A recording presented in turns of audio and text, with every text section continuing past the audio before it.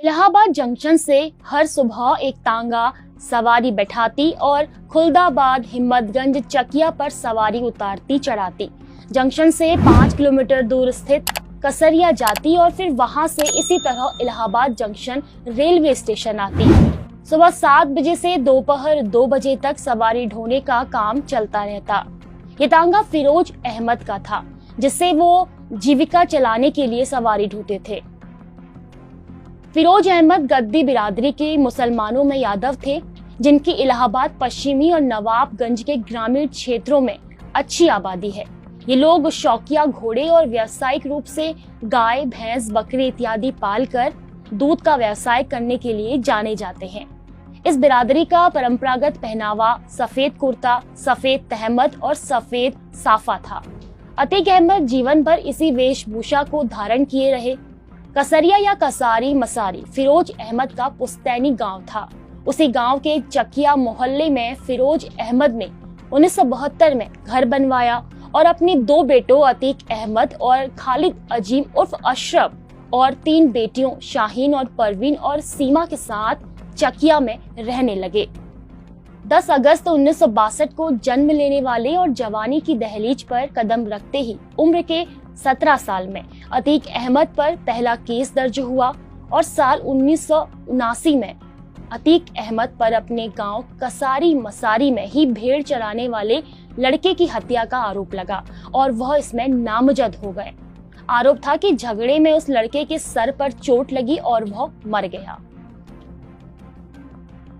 अतीक अहमद कक्षा 9वीं पास थे। 10वीं में फेल होने के बाद पढ़ाई छोड़ चुके थे और वह दोपहर बाद अक्सर अपने अब्बा फिरोज अहमद के उसी घोड़े पर बैठकर इलाहाबाद के पुराने इलाके नखास, कोना, अटाला और रोशनबाग में आया करते थे। 1984 में रोशनबाग के छोटे मोटे दबंग वाहिद राइफल के यहाँ अतीक अहमद बैठकी लगाते थे। कभी कभी होटल से चाय भी लाते थे। वाहिद राइफल के लिए पान लाते थे। चूंकि अतीक अहमद बेहतरीन घुड़सवारी और पहलवानी करते थे, इसलिए कम लोगों को पता होगा कि उन्हें लोग पहलवान के नाम से भी जानते थे। सफेद घोड़े पर बैठकर सफेद कुर्ता, सफेद तहमद और सफेद साफा बांधे लंबी मूछों वाले अतीक अहमद रोशनबाग, अटाला और नखास कोहना पर पहचाने जाने लगे।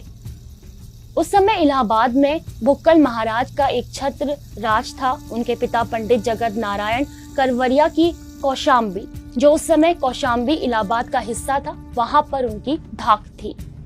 पंडित जगत नारायण करवरिया कौशाम्बी के घाटों और बालू खनन के बेताज बादशाह थे। उनके 2 बेटे थे, श्याम नारायण करवरिया उर्फ मौला महाराज और विशिष्ट नारायण करवरिया उर्फ भुक्कल महाराज। भुक्कल महाराज अपने समय के सबसे बड़े बमबाज थे। ये दोनों भाई इलाहाबाद आए और शहर के कल्याणी देवी मोहल्ले में हवेली बनवाकर रहने लगे और बालू खनन के साथ साथ रियल एस्टेट के धंधे के बेताज बादशाह भी बनकर उभरे। शहर में घर खाली करवाने या विवादास्पद जमीन मकान खरीदने के मामले में ये लोग सिद्धहस्त हो गए और इससे काफी संपत्ति बनाई। तब इलाहाबाद में भुक्कल महाराज का एक छत्र सिक्का चलता था। उनके नाम की दहशत थी। दरअसल इलाहाबाद गंगा जमुना के घाटों से बालू खनन के लिए प्रसिद्ध है और गंगा और जमुना से बालू निकालने के लिए यहाँ दर्जनों घाट हैं और यहाँ का रिवाज है कि जिसकी सरकार उसके लोगों की घाट और घाट का बालू। कांग्रेस की सरकार में करवरिया इन घाटों के बेताज बादशाह थे।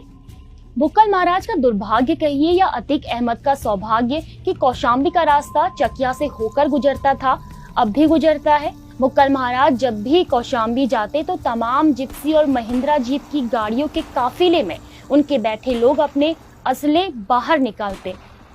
अतीक अहमद को ये नागवार लगता कि कोई उनके मोहल्ले से असले का प्रदर्शन करते हुए जाए।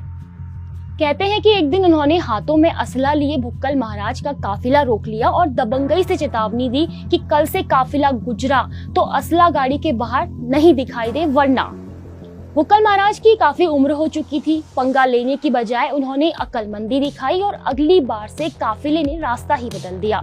शहर में इसे लेकर सनसनी फैली और इस घटना ने 23 से 24 साल के अतीक अहमद को शहर में चर्चित कर दिया। ये दौर था जब इलाहाबाद में सलीम शेरवानी की टॉर्च और बैटरी जीप इंडस्ट्रियल सिंडिकेट की भारत में तूती बोलती थी।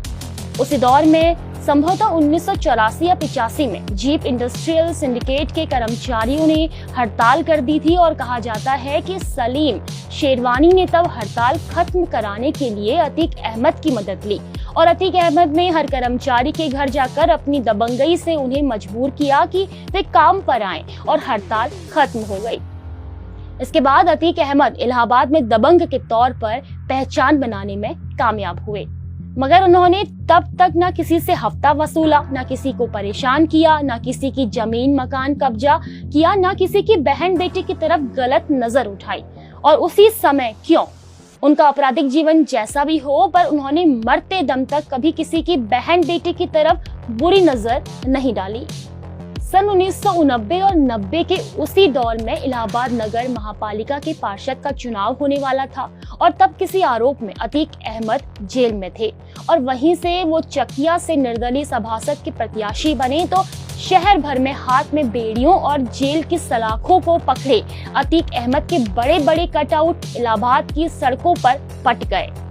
उधर सभासद के चुनाव में सरायगढ़ी और नखास कोना से निर्दलीय ही खड़े हुए चांद बाबा 5 फीट 2 इंच के पतले दुबले और सर पर हर वक्त गोल टोपी पहने उलट खोपड़ी वाले चांद बाबा के नाम सरायगढ़ी में जिसमें फरोशी का धंधा करने वाली औरतों को लगातार बम मारकर मीरगंज भगाने का कारनामा दर्ज हो चुका था। उसी समय इलाहाबाद में चौक के आसपास चांद बाबा नाम का खौफ था। नाम इतना बड़ा कि पुलिस भी चांद बाबा से पंगे लेने से कतराती थी। न सिर्फ पुलिस बल्कि नेता भी चांद बाबा के आपराधिक वर्चस्व से डरते थे। चांद बाबा उलट दिमाग का शख्स था, बात करते करते आउट हो जाता था, तुरंत ब्लड प्रेशर हाई, तुरंत गाली गलौज करने लगता और मारपीट शुरू कर देता था। उसका गैंग भी वैसा ही खतरनाक था जिसमें जग्गा और छम्मन जैसे खतरनाक बमबाज शामिल थे। कहा जाता है कि इलाहाबाद की कोतवाली का गेट तक चांद बाबा के डर से उस समय बंद हो गया जो कभी भी बंद नहीं हुआ करता था, न फिर कभी बंद हुआ। इस चुनाव में अतीक अहमद ने जेल से ही जीत दर्ज की और चांद बाबा ने भी जीत दर्ज की और शहर में चांद बाबा के सामने अतीक अहमद आ खड़े हुए। कहा जाता है कि चांद बाबा से अजीज पुलिस और स्थानीय नेताओं विशेषकर इलाहाबाद उत्तरी से कांग्रेस के तत्कालीन विधायक ने चांद बाबा के बराबर अतीक अहमद को खड़ा करने में खूब मदद की।